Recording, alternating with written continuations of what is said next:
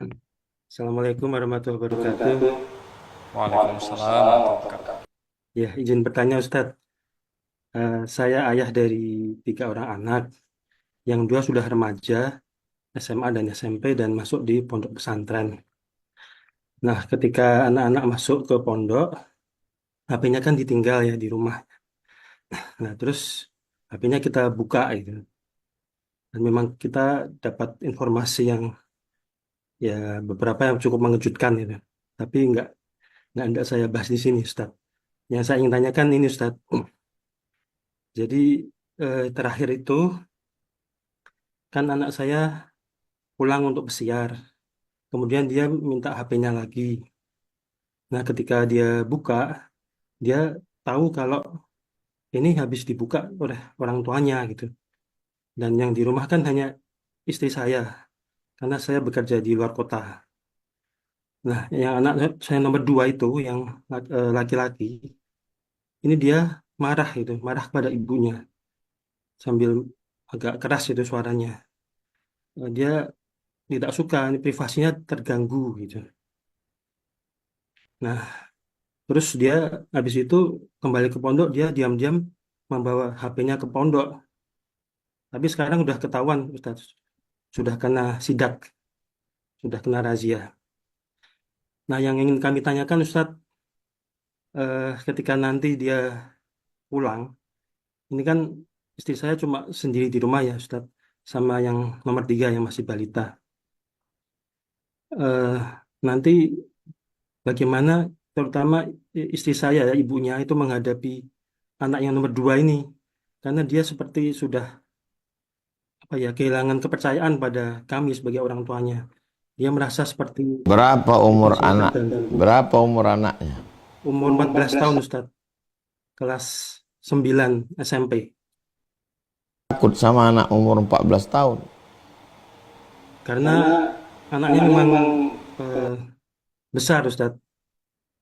Anaknya sudah tinggi terus besar dan dulu memang apa ya pernah beberapa kali berkata kasar pada ibunya. Nah, nanti ketika pulang ini bagaimana kami menghadapi anak kami tersebut itu Ustaz. Cara komunikasi kita bagaimana kepada anak kami yang nomor 2 itu terutama Ustaz yang laki-laki itu. Karena saya di luar kota Ustaz, saya belum tentu waktu anak saya pulang nanti saya sudah di rumah.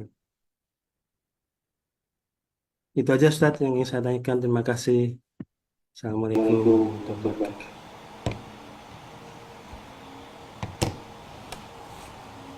Aneh juga bisa orang tua takut sama anak.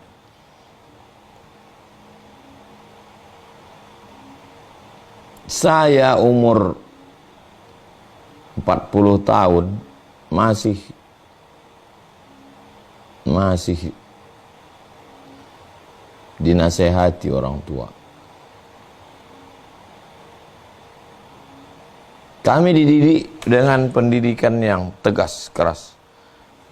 Kau kalau ikut cakapku, kau di rumah nih. Kalau tidak, pergi kau dari sini. Begitu orang tua kami ngajar. Maka saya terkejut kalau ada orang bisa takut sama anak. Saya laki-laki, adik saya laki-laki. Waktu orang tua kami umur 70, kami udah umur 40. Tahun 2019, saya sudah 30, sudah 42. Adik saya 39. Laki-laki dua-dua. Besar-besar, tak berani kami melawan. Ya tak, orang tua ini tidak ada jalan lain, kau sampai mati anak. Kalau kau ikut cakapku di sini, kalau tidak,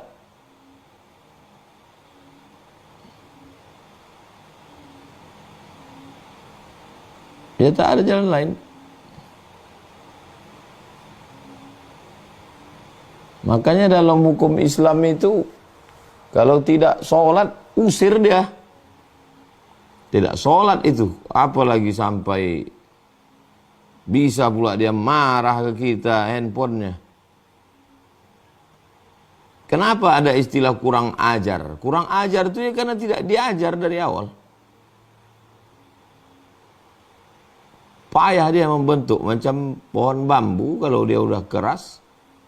Payah. Padahal baru 14 tahun. Gimana nanti kalau dia udah umur 20, 25.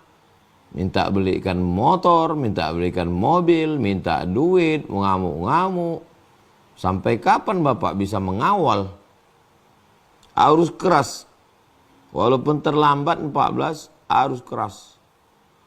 Kau jangan kau melawan-lawan.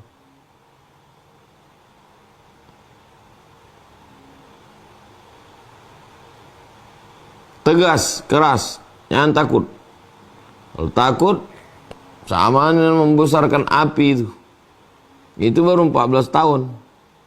Bagaimana nanti kalau dia udah makin besar?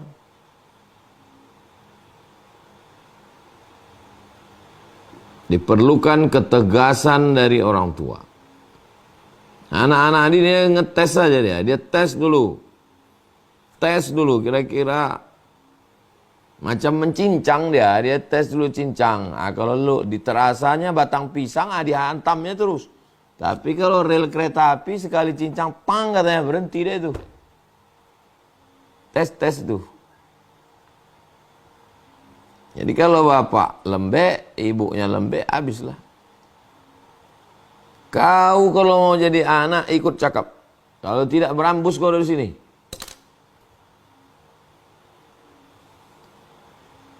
Perlu ketegasan orang tua. Pendidikan, nasihat, ketegasan, doa. Setelah itu tawakal Allah. La haula wala quwata illa billah. Demikian Pak, demikian Bang Alvin. Wallahu a'lam bishawab.